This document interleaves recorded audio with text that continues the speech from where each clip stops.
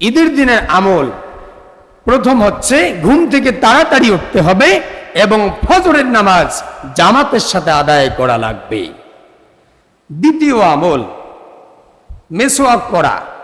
মেসওয়াক তো আমরা প্রতিদিনই করি, কিন্তু ঈদের দিনে স্পেসিফিকভাবে আলাদাভাবে মাঠে যাওয়ার আগেই মেসওয়াক করা লাগবে। কারণ যার মুখে দুর্গন্ধ তার সাথে কেউ কথা বলতে চায় না, ঠিক কি না? সেজন্য মুখ থেকে যেন গন্ধ বের হয়ে আরেকজন ভাই যেন কষ্ট না পায়, সেজন্য স্পেসিফিকভাবে আলাদাভাবে মেসওয়াক করতে হবে, মেসওয়াক করে যেতে হবে। এটি ঈদের দিনের দ্বিতীয় আমল। ঈদের দিনের তৃতীয় আমল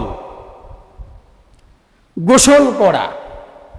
গোসল তো আমরা প্রতিদিনই করি, তারপরেও গোসলের কথা বলা হয়েছে। তার কারণ একটু খেয়াল রেখে ভালোভাবে পাক সাফ হয়ে পবিত্রতা অর্জন করে, কারণ পবিত্রতা ছাড়া আত-তুহুরু শাতরুল ঈমান, পবিত্রতা ঈমানের অঙ্গ। বলেন না, পবিত্রতা ঈমানের অঙ্গ। বিশ্বনবীজি বলেছেন আত-তুহুরু শাতরুল ঈমান, পবিত্রতা হচ্ছে ঈমানের অঙ্গ।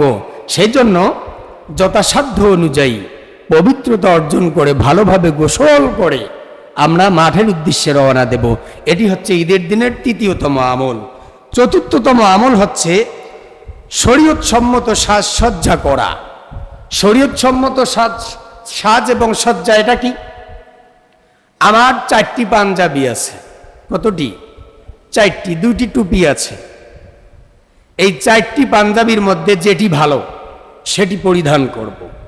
এই 2টি টুপির মধ্যে যেটি ভালো সেটি পরিধান করব। পরিধান করে যথাসাধ্য অনুযায়ী আতর ব্যবহার করব, সুগন্ধি ব্যবহার করে আমি একদিক দিয়ে যাব, গিয়ে তাকবীর দিতে দিতে যাব, যাতে আবার তাকবীর দেখে ভুলে যাওয়া এক ভাই সেও যেন তাকবীর দেওয়া সুযোগ পায়। তাকবীর দিতে দিতে আমি মাঠের উদ্দেশ্যে রওনা দিয়ে সেখানে বসব। এটি হচ্ছে ঈদের দিনের চতুর্থতম কাজ। সম্মানিত ভাইরা, সাজসজ্জা কেন করা লাগবে? শরীয়ত সম্মতভাবে। আল্লাহ পাকের হাবিব বলেছেন আল্লাহু জামিলুন ইউহিব্বুল জামিল। আল্লাহ তাআলা নিজে সুন্দর, সৌন্দর্যকে ভালোবাসেন। সুবহানাল্লাহ। আল্লাহ নিজে সুন্দর, সেজন্য তিনি সৌন্দর্যকে কি ভালোবাসেন। এজন্য যথাসাধ্য অনুযায়ী সৌন্দর্যতার সাথে আমরা মাঠে যাব। এটি হচ্ছে ঈদের দিনের চতুর্থতম আমল। সম্মানিত ভাইরা, ঈদের দিনের পঞ্চম আমল হচ্ছে সামর্থ্য অনুপাতে উত্তম পোশাক পরিধান করা। যেটি বললাম, সাজসজ্জা যেটি বলে এসেছি, সুরমা লাগানো এটি সুন্নাত। সুরমা লাগানো কি সুন্নাত। এরপরে ভালো পোশাক পরিধান করা এটিও সুন্নাত। এখন ভালো পোশাক বলতে আপনি কি বুঝেন? নতুন পোশাক না, এটা নয়। ওই যে কথা বলছি, 4টি কাপড় আছে, তার মধ্যে যেটি সুন্দর সেটি আপনি পরবেন। এটি হচ্ছে রাসূল করিম সাল্লাল্লাহু আলাইহি সাল্লামের সুন্নাহ। সম্মানিত ভাইরা, 6 নম্বর সুগন্ধি ব্যবহার করা। কি ব্যবহার করা? সুগন্ধি ব্যবহার করা। কারণ সুগন্ধি, এই সুগন্ধিটা এসেছে জান্নাত থেকে। কি থেকে? জান্নাত থেকে এই সুগন্ধি এসেছে। এজন্য রোজাদারদের ব্যাপারে রাসূল করিম সাল্লাল্লাহু আলাইহি ওয়াসাল্লাম বলেছেন, রোজাদাররা সারাদিন রোজা রাখার পর তাদের বুক থেকে যে দুর্গন্ধ আসে, মানুষের কাছে এটা দুর্গন্ধ, কিন্তু আমি আল্লাহর কাছে এটা সুগন্ধির মতো। এবং কেমন সুগন্ধির মতো? কিয়ামতের দিন এই রোজাদার ব্যক্তির বুকের দুর্গন্ধটা এমন সুগন্ধে পরিণত করে দিব, মিস্ক আম্বরের চেয়েও বেশি সুগন্ধিযুক্ত হবে। সুবহানাল্লাহ। সম্মানিত ভাইরা, এরপরে 7 নম্বর, ঈদুল আজহাতে ঈদগাহে যাওয়ার আগে কিছু না খেয়ে ঈদের নামাজের পর নিজের কোরবানির গোশত দিয়ে খাওয়া। ঈদুল আজহার যেমন ঈদুল ফিতরের নিয়ম আলাদা। সেটা কি? মিষ্টি জাতীয় খাদ্যদ্রব্য খেয়ে আপনি মাঠের দিকে রওনা দিবেন। এটি হচ্ছে ঈদুল ফিতরের নামাজের দিনের সুন্নাহ। আর ঈদুল আজহার দিনের সুন্নাহ হচ্ছে এই, আপনি ঈদুল আজহার দিনে কিছু না খেয়ে আপনি মাঠের উদ্দেশ্যে রওনা দিবেন। নামাজ পড়ে এসে কোরবানি করবার পর সর্বপ্রথম ঈদুল আজহার দিনে যে খাবারটা খাবেন, সেই খাবারটা আপনি কোরবানির গোশত দিয়ে খাবেন। তাহলে রাসূল করিম সাল্লাল্লাহু আলাইহি ওয়াসাল্লামের সুন্নাহ আদায় হয়ে যাবে। বলি সুবহানাল্লাহ। সম্মানিত ভাইরা, ঈদের দিনের ৮ম নম্বর যে কাজ, সেটি হচ্ছে সকাল সকাল ঈদগাহে যাওয়া। সকাল সকাল ঈদগাহে যাওয়া, ইমাম এবং মাঠ কমিটিদের মধ্য দিয়ে যে সময় ধার্য করে সে অনুযায়ী সিদ্ধান্ত নিয়ে যে সিদ্ধান্তে উপনীত হওয়া হবে, সেই সিদ্ধান্তের ওপর সকল মুসল্লিবৃন্দুকে অটল থেকে নামাজের সময়ের আগেই ঈদগাহে হাজির হয়ে বসে থাকা, এটি হচ্ছে রাসূল করিম সাল্লাল্লাহু আলাইহি ওয়াসাল্লামের একটি সুন্নাহ। বলি সুবহানাল্লাহ। আশা করি আমার মুসল্লিরা সকলেই এটা আমল করে। কথা বলেন না? আপনারা মনে হয় এই আমলটা করেন না। কথা বলেন, এই আমল আপনারা করেন? এই আমল প্রত্যেককেই করা লাগবে। আপনারা করতে রাজি আছেন তো? কারা কারা রাজি আছেন হাত তুলে আল্লাহকে দেখায় দেন।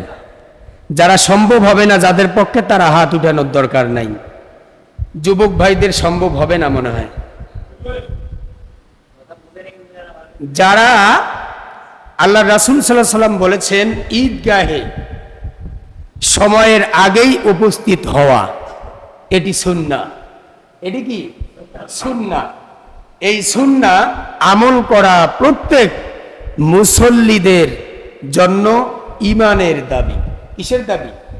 ঈমানের দাবি। যারা নিজেকে ঈমানদার বলে দাবি করবে, তাদের ঈমানের দাবি অনুযায়ী ঈদুল আজহার দিনের যে কাজগুলো রয়েছে তার মধ্যে ৮ম নম্বর কাজ হচ্ছে তারা আগে আগে ঈদগাহে গিয়ে হাজির হবে। আপনারা এই আমল করতে রাজি আছেন? সকলে রাজি আছেন মুসলমান? হাত উঠায় আল্লাহকে দেখায় দেন। আল্লাহ তাআলা আমাদেরকে যেন আগে আগে ঈদগাহে গিয়ে হাজির হওয়ার তৌফিক দান করেন। সকলে বলেন আল্লাহুম্মা আমিন। সবাই হাত নামান। সম্মানিত ভাইরা, এরপরে ঈদুল আজহার দিনের ৯মতম যে আমল রয়েছে, সে আমল হলো ঈদের নামাজ ঈদগাহে আদায় করা। কোথায় আদায় করা? ঈদের নামাজ ঈদগাহে আদায় করা এবং খোলা আসমানের নিচে আদায় করা। সম্মানিত ভাইরা, বিনা অপারগতায় মসজিদে আদায় না করা, মানে কোনো সঙ্গত কারণ ছাড়া মসজিদে নামাজ আদায় করা যাবে না।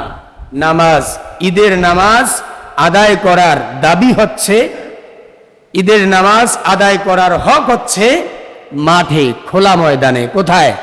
খোলা ময়দানে। প্রশ্ন আসতে পারে, শহরে তো মাঠ নাই, তারা মসজিদে পড়ে। ওই যে জায়গার দাম বেশি, সে অনুযায়ী আপনারা জানেন নেসেসিটি নোজ নো ল, এটি ইংরেজি একটি বাক্য, একটি প্রবাদ। আরবিতে এটাকে বলা হয় আর জরুরতু তবিহুল মাহজুরাত। আর জরুরতু তবিহুল মাহজুরাত। ওখানে জায়গা না থাকার কারণে মসজিদে জানাজা নামাজও আদায় করা হয়, ঈদুল আজহা এবং ঈদুল ফিতরও আদায় করা হয়। তাদের যথাযথ কারণ আছে যার কারণে তারা আদায় করে, কিন্তু গ্রামে সেটা নয়। গ্রামে সেটা নয়। সম্মানিত ভাইরা, ঈদের দিনের ১০তম যে আমল, যে রাস্তায় ঈদগাহে যাবে সম্ভব হলে ফেরার সময় অন্য রাস্তা দিয়ে আসবে, এটি হচ্ছে ঈদের দিনের সুন্নাহ। এটি হচ্ছে ১০তম সুন্নাহ। সম্মানিত ভাইরা, এগুলোর অবশ্য দলিল আছে, আমি হাদিস নম্বরগুলো বলতেছি না। এই প্রত্যেকটা যতগুলো কথা বলেছি, প্রত্যেকটা কথার হাদিস দলিল আছে, হাদিসের দলিল আছে, সে অনুযায়ী এই কথাগুলো বলেছি। সময় সংকীর্ণ হওয়ার কারণে আমি হাদিসগুলো বলি নাই। যদি কারো প্রয়োজন হয় জানার, যদি জিজ্ঞাসা করেন আমি হাদিস নম্বরগুলো জানিয়ে দেব ইনশা আল্লাহ। সম্মানিত ভাইরা, ঈদের দিনের 11তম যে আমল সেটি হচ্ছে হেঁটে যাওয়া, কোনো যানবাহনে না যাওয়া, অসুস্থ ব্যক্তি ব্যতীত, রোগে আক্রান্ত হওয়া ব্যক্তি ব্যতীত যারা সুস্থ তাদেরকে হেঁটে হেঁটে যেতে হবে। এটি হচ্ছে রাসূল করিম সাল্লাল্লাহু আলাইহি ওয়াসাল্লামের সুন্নাহ। এটি প্রত্যেককে এই আমলটা করা কি অনিবার্য এবং ইমানের দাবি। 12তম ঈদুল আজহার দিনের 12তম আমল হচ্ছে ঈদগাহে যাবার সময় উচ্চ আওয়াজে তাকবীর পড়তে পড়তে যাওয়া। হাদিস শরীফে এসেছে, আমি কথাটা বলেছি আগেই, হাদিস শরীফে রাসূল করিম সাল্লাল্লাহু আলাইহি ওয়াসাল্লাম বলেছেন তাকবীর, তাহলিল, তাহমিদ। একটি হচ্ছে আল্লাহ তাআলার তাকবীর উচ্চ আওয়াজে পড়া, একেবারে এত উচ্চ আওয়াজে নয় যে আওয়াজ করার কারণে আরেক ভাইয়ের সমস্যা হবে, ক্ষতি হবে। সূরা আরফের 205 নম্বর আয়াত। কত নম্বর আয়াত? 205 নম্বর আয়াত।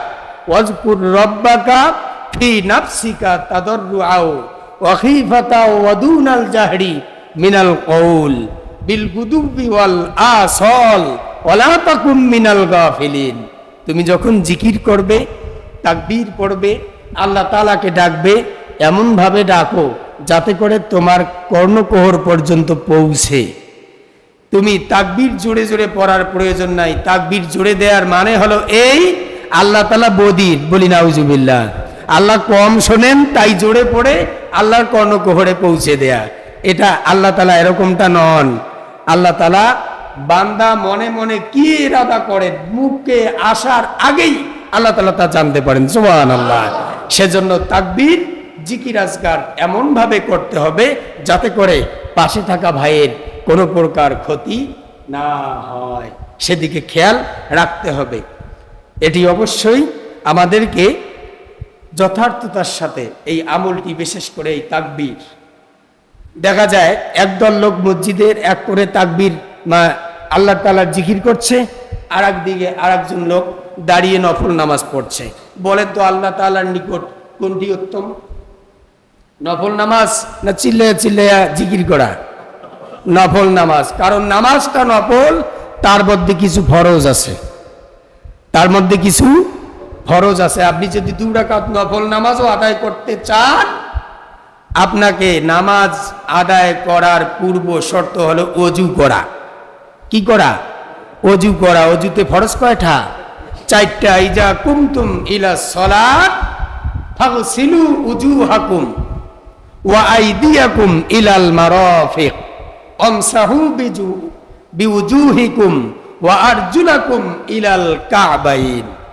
নামাজে দাঁড়ানোর পূর্ব শর্ত হলো ওযু করা। ওযুর মধ্যে 4টি ফরজ আছে। কয়টি ফরজ? যে নামাজটা পড়বেন সেটা কি নামাজ?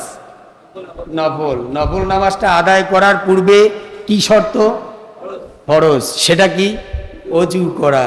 সম্মানিত ভাইরা, আমি জানি আল আকিলু আলা তাকফিফিল ইশারা, এই গঙ্গাচড়া এলাকার মানুষ ইশারায় বুঝতে পারে, কারণ তেনারা সবচেয়ে ধর্মপ্রাণ মানুষ বলে আমরা মনে করি।